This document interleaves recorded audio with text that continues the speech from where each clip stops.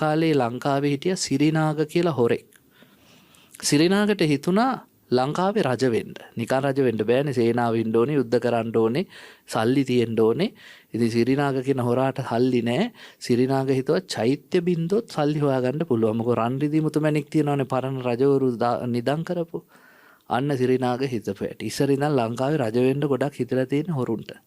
ඉතින් සිරිනාගයත් දැන් හොරකමේ යන්න පටන් ගත්තා. ආව දක්ෂිණගිරි සෑය ළඟට ඇවිල්ලා බහුලව අල්ලගෙන කිව්වා මේ චෛත්‍ය බිඳින්නේ කොතනින්ද? ධාතු ගර්භයට යන්නේ කොතනින්ද? සිරිනාග කිව්වා මේ බහුලා කියනවා ආයිබෝන් සෑය කියන්නේ බුදුහාමුදුරුවෝ.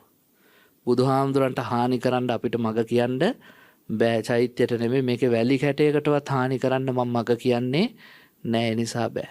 එහෙනම් ඔබ මරනවා කිව්වා. ඒ පාරකව මැරුවත් ඉතින් උත්තරේ ඔච්චරයි. බලන්නකෝ උපතින් සැඩොලේ. හැබැයි වැඩ කරන්නේ බුදුරජාණන් වහන්සේ කෙරෙහි පක්ෂව. ඒ වාර සිරිනාග මොකද කළේ? උල තිබ්බා. උල තියලා චෛත්‍ය මළුවේම මේ බහුලව මරලා පුත්තු 5 දෙනාව එක්කන් එන්න කිව්වා. පුත්තු 5 දෙනාව ගෙනාවම දැන් දකින්න තාත්තා උල තියලා පුත්තුන්ට කියනවා පේනවනේ තාත්තට වෙලා තියෙන දේ. උඹලටත් එන්නේ ওই ටික තමයි. ඒ නිසා චෛත්‍ය බිඳින තැන කියාපල්ලා. දරුවෝ කියනවා තාත්තට කරපු දේ අපිට කරත් ආයිබෝන් අපේ උත්තරේ ඔච්චරම තමයි. අපිට බෑ චෛත්‍ය බිඳින තැන කියන්න.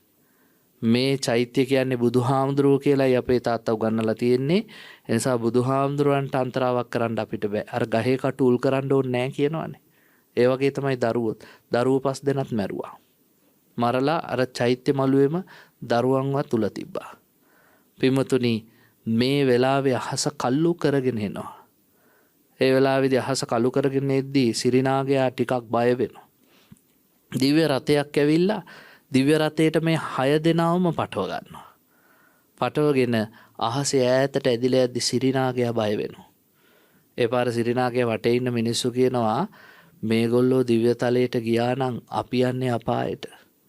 ඊළඟට කොහෙන් අපිට හම්බ වෙයිද දන්නේ නැහැ. අකුණු ගහනවා සැරට. සිරිනාග බය වෙනවා පැනලා යනවා. පැල්ලා ගිහිල්ලා පින්වත්නි ඔය නැගෙනහිර පැත්තේ මනම්පිටිය පැත්තේ මීවිටි සෑය කියලා සෑයක් කොල්ල කෑවා. ඒක රකින්න කවුරුත් හිටියේ නැහැ. එසා කොල්ල කාලා සිරිනාගයා රජ වුණා. ඉතිහාසයේ රජ වෙලා සිරිනාගට වැඩි කාලයක් රජකම් කරන්න හම්බුන්නේ නැහැ. මොකද්ද උනේ? දරුණු උදරාබාධයක් හටගත්තා. බෙහෙත් කළා, දක්ෂ වෛද්‍යවරු ගෙන්නුවා, මුළු ලංකාවෙම හැමතැනම ඉන්න වෛද්‍යවරු ගෙනල්ලා බෙහෙත් කරලා හරියන්නේම නැති තැන බඩේ වේදනාව උදරාබාධ ඉවස ගන්න බැරි තැන සිරිනාග මොකද කළේ? කිරිච්චියක් අරගෙන මේ කිනිස්සක් තමන්ගෙම බඩ කපාගෙන සිරිනාගයා මරණයටපත් වුණා. එනිසා තුනුරුවනට අයිති දේ කොල්ල කෑමේ විපාක. සසරේ ස්වභාවය.